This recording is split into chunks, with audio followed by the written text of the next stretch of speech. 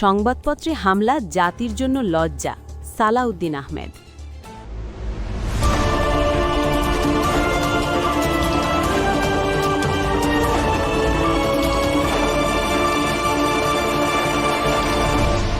Channel CB.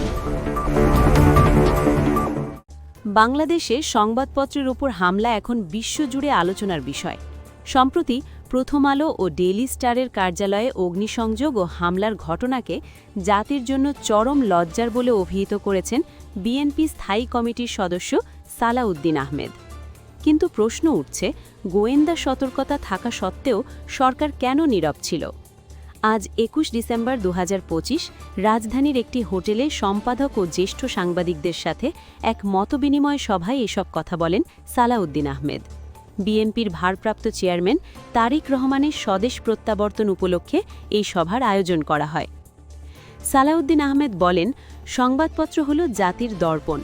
যখন সেই দর্পণ ভেঙে চুরমার করা হয়, তখন তা শুধু মিডিয়ার ক্ষতি নয়, পুরো জাতির জন্য কলঙ্ক।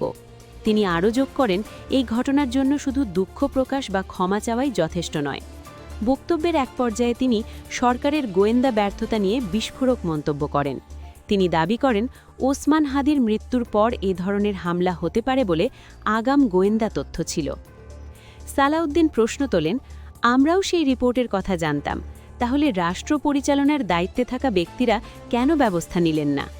আইন শৃঙ্খলা বাহিনীকে জানানোর ১-২ ঘণ্টা পর কেন তারা সাড়া দিল? সাম্প্রতিক সময়ের জনরোষ বা মব গ্রেসি নিয়ে উদ্বেগ প্রকাশ করে এই বিএনপি নেতা বলেন, দেশ গণতন্ত্রের দিকে যাওয়ার কথা থাকলেও তা মব গ্রেসিতে রূপ নিচ্ছে। নির্দিষ্ট কিছু প্রতিষ্ঠানে যেভাবে হামলা চালানো হচ্ছে তা সরকারের দুর্বলতারই বহিঃপ্রকাশ। তিনি সরকারকে হুঁশিয়ারি দিয়ে বলেন, এই মব গ্রেসি কঠোর হাতে দমন করতে হবে। সাংবাদিকদের মর্যাদা রক্ষা এবং গণমাধ্যমের স্বাধীনতা নিশ্চিত করতে অন্তর্বর্তীকালীন সরকারকে আরও কার্যকর ভূমিকা রাখার আহ্বান জানান সালাউদ্দিন আহমেদ।